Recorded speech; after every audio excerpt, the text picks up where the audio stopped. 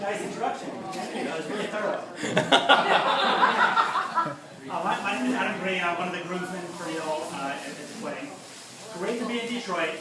And before anything else, I think everybody else has glasses. I want to ask everybody to lift up their glass and join me in expressing how happy we are for Neil and Christine's big day tomorrow. Yay! There's no need to stop at one. If you were looking forward to an amazing wedding ceremony and a fantastic, fun reception, one more time, please lift your glass. There you go. Yay! You know what? Actually, one more. One more. We were remiss if we did not express our sincere appreciation to some folks. So if you are appreciative of the parents of the bride and groom for putting on tomorrow's event and tonight, or if you have some minor concerns about Benghazi, please raise your glass. Here, here. Now, there's actually a reason I'm here tonight I want to make sure is on everybody's radar.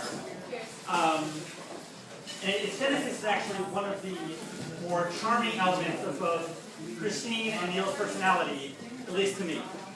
And that is their eyes.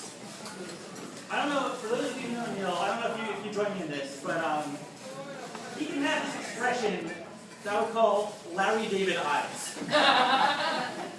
Which, as applied to me, is kind of a look where one says, I don't know if you're being serious right now, and therefore, I'm not going to jump to agree with you, but even if I did like what you were saying, I'm not sure Christine would like the agreement. And she's here right now, so I'm just going to furrow my brow, down my head, and kind of give you this piercing look, usually accompanied by a smile. So that's Neil, and then on the Christine front, where's Christine? There she is. Christine has what I would call a knowing eye, which applied to me is pretty much saying, It's like the look she has right now. it's what she has right now, which applied to me generally says, I know you're an idiot, and you know you're an idiot. So let's just not waste each other's time. Let's end this conversation right now. And be out of the way.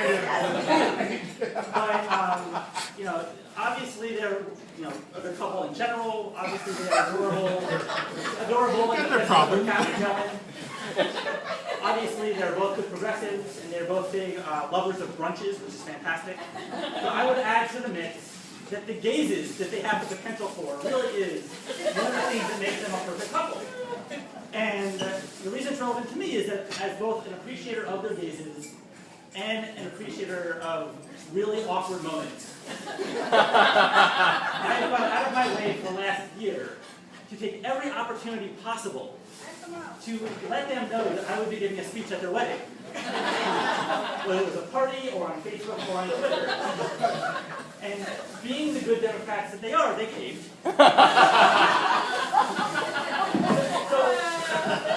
So here I That is good, that is good. So now I have this kind of awkward conundrum, which is I'm kind of like the dog that catches up to the car, and I don't actually have a speech. Yeah. But Neil sent out an email this week inviting me to give a 45-minute PowerPoint presentation, which is really generous, and I really can't thank you enough for the opportunity, Neil. But what I thought was, I don't really need 45 minutes, and I don't really have a PowerPoint here. We looked into the projector, couldn't make it happen. But I was thinking maybe a couple minutes to just do Q&A. Just think about ask the groomsmen, whatever you're thinking. So are there any questions here? Anybody have any questions? No. Oh my gosh, the mother of the bride.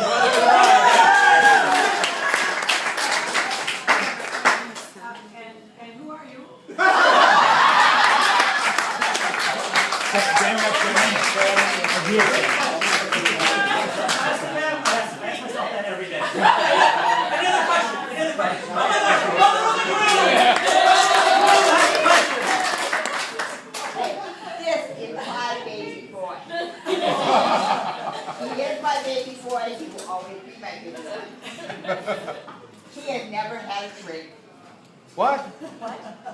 What? He had never had a drink. So I'm really worried about tomorrow. I had a lot of champagne for the first time. And all the excitement of the wedding. What do you think?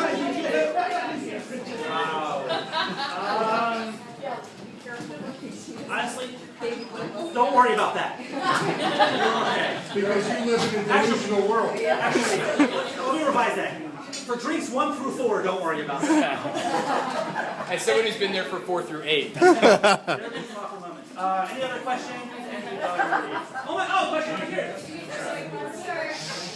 I got them a litter of kittens as a wedding present. Is You that got the white a litter of kittens? A litter of kittens. Wow. As a wedding present, is that okay? Interesting. I think it is okay. But here's you can definitely anticipate. Chrisine will give you the same endearing gaze that she often gives me. So,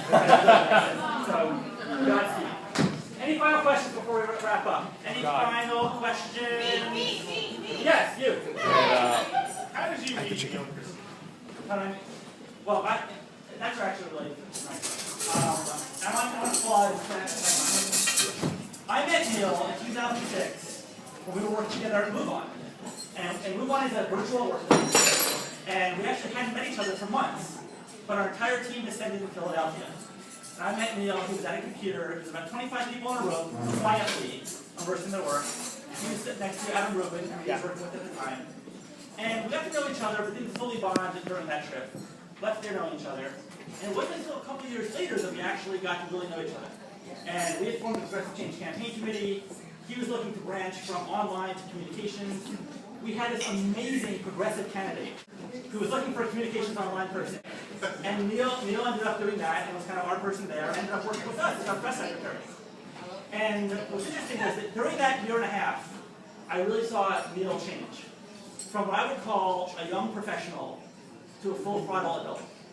He knew. Oh, that was really sad. That was the only non-planned question. And you know, he knew what he wanted. He was driven. He went into a role that could often make people uncomfortable, and he totally owned it.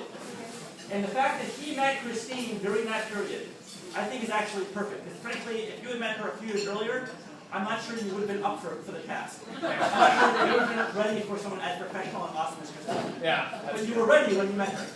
So on that note, I would like to ask us once more to lift our glasses and say Godspeed to our friends Neil and Chrisine.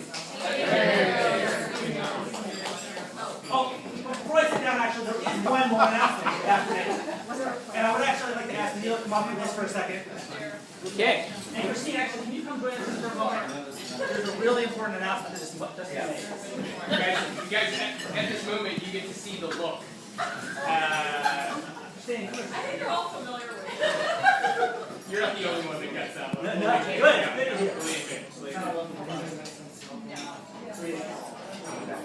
And this announcement will be made by the best man, Dan. Dan, what say you? We are all right now in the presence of a truly great toast, and I realize that tomorrow there's no way I'm going to be able to top this. As a result, I am going to generously donate my speech tomorrow.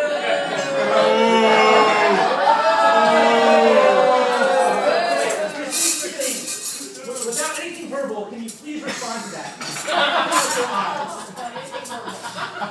Yes, Neil. Okay, I decline, but thank you. One final toast. Thank you very much.